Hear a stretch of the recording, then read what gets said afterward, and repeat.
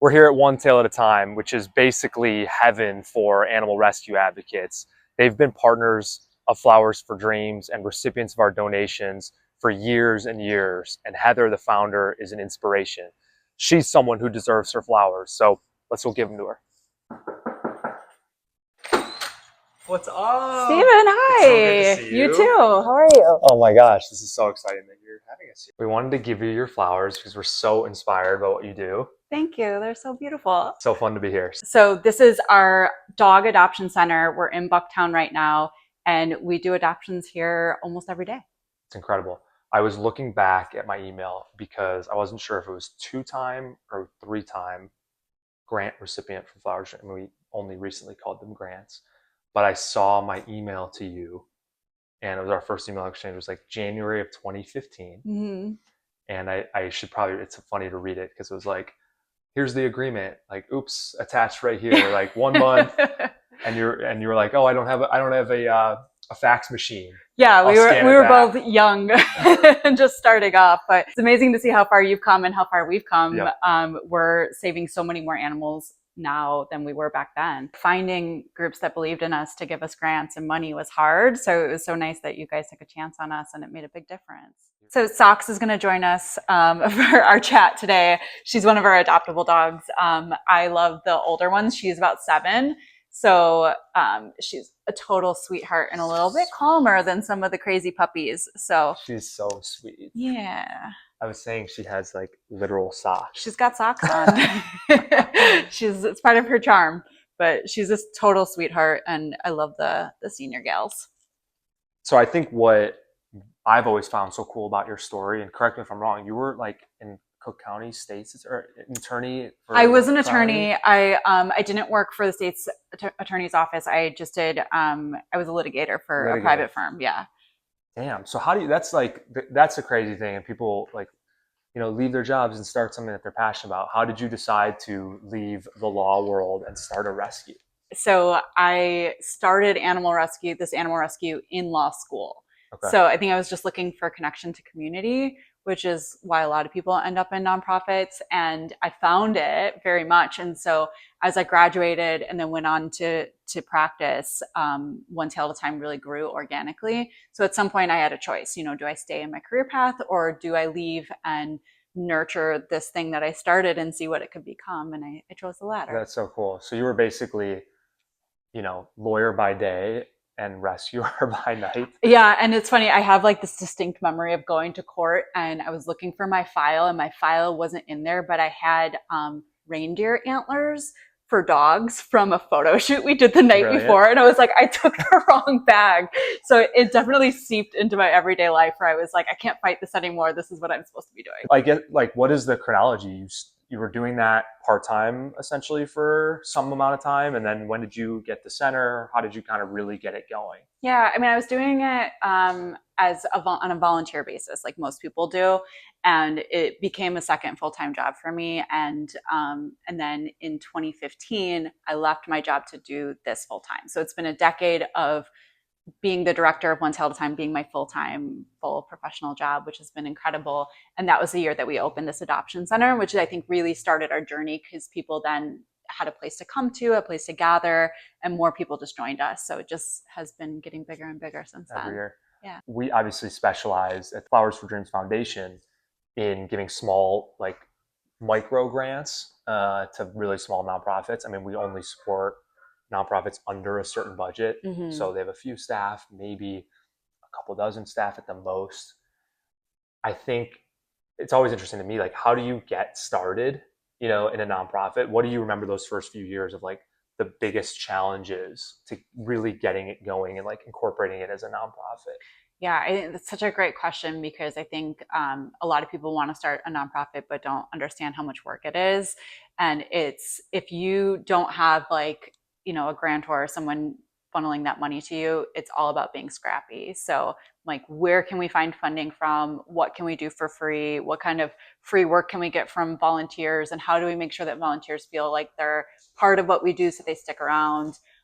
So it was like just small incremental steps, and being really intentional about what we wanted to build so that we didn't get in over our heads and we can do it slowly. So what today motivate? I mean, you just said you've had adopted 13,000 dogs, right? Dogs, cats, rabbits, and guinea pigs. Okay, Yeah. 13,000 total adoptions. Yeah. Damn, that's unbelievable. So Yeah. congrats on that. Thank you. What today, now so many years in, you were mentioning your like nonprofit is now adult age, almost 18 years. Almost 18 years. Congratulations on that. Thank you. It's crazy. So what today keeps you so motivated? I mean, I think a couple things. First of all, my job is amazing. I love it so much. I'll never complain about it, but it's also very hard. It can be very difficult to wake up every day and like look right in the eyes of everything that is troubled in our community.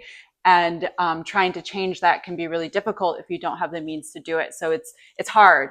But when people come and work alongside of us, that's what keeps me going. So we have a huge, amazing volunteer and foster community of people that show up every day. And they don't have to, they have their own lives and their own jobs. So when I see the sheer volume and passion of people that also want the same kind of change, that's what keeps me coming back.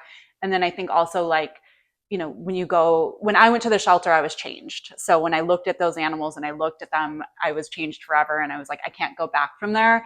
But then this other thing happened when I started meeting people that were being separated from their pets, not because they were bad people, but because they couldn't afford them or didn't have the resources. Mm-hmm. That totally changed me. And we started a big mutual aid arm of what we do to help people keep their pets. So that is that's my driving force. Wow.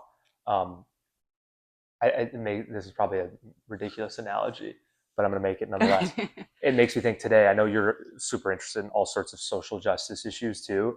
It makes me think to some extent, like a microcosm here at the rescue in the center of what's going on in the world where families are being separated. It's easy to just not see the family as real people if you don't know them, right? Like there could be some reasons why that dog or cat is taken away, but keeping them at their home is also worthwhile sometimes. What it makes me feel generally is like what you were saying about togetherness is there's so much love that these volunteers have to give, and like that is clearly an inspiration, motivation to you. All of these people giving so much love to a cause that matters. So it's the people as much as the pets that. Yeah. And I think your analogy was good. I mean, I think that what makes One Tail special and what brings a lot of people to it is because we are an intersectional organization. Everything impacts each other. And there's not a solution for animal welfare that exists in the bubble of animal welfare. It includes fair housing and, fair resource distribution and treating all people with kindness and not separating families. All of that is so important to what I do. What would you say, maybe the biggest or among the biggest things you've learned through this journey of running an animal rescue that's now kind of nationwide? Yeah, I think the biggest thing has been that it is intersectional, and that, when I first started, I thought that animals were in shelters because there were bad people out there. And I'm so ashamed of that thought. And I'm so grateful that I had the chance to evolve and learn that that's not the case, that so many of the animals are in shelters because people need help. And because we need to change the infrastructure of society to, Hi, 1 second. Puppies. We got puppies. Oh my gosh. Great timing. We're filming an interview. This couldn't be better. So who are these puppies? These are the condiment puppies. Mustard relish. Stacy. Mustard and relish. And is a celery salt? Barbecue sauce. Okay, so we just moved down here because we were raided by We had an puppies. Emergency, a puppy emergency. This is the best ever, the dream. How many staff and volunteers are you at now? So we have 26 full-time staff, which is amazing. We have our own veterinary clinic, so we have veterinarians and techs and assistants that work for us that are able to do the medical care, because most of the animals coming to us are sick or injured or need something. Last year, there were 900 active volunteers. Oh my gosh. And I think about that many fosters as well. Is that the Chicago number? That is Chicago. Okay. And then we have two sister organizations, one in West Texas and one in Portland, Oregon. They're so Such sweet. a kind community. So can I ask you some questions about Flowers to Dreams? Absolutely. I guess, how do you recall first learning about Flowers for Dreams and our journey donating and partnering over the years? Um, Gosh, I remember hearing that you guys opened and seeing the model of charitable giving and just thinking it was really cool.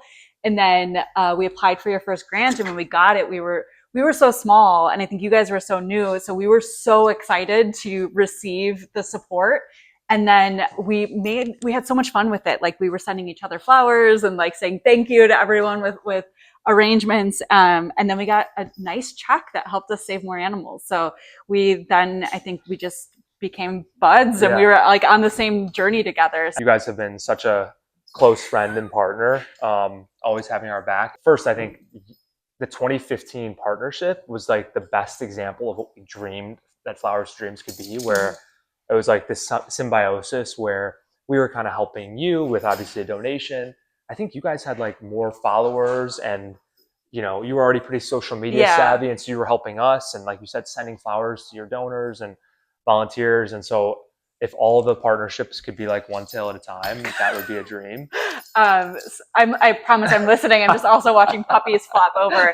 But no, I agree. And I think, it's wonderful when someone just writes us a check, but when we get to do something together and like help each other grow, I think it's really cool.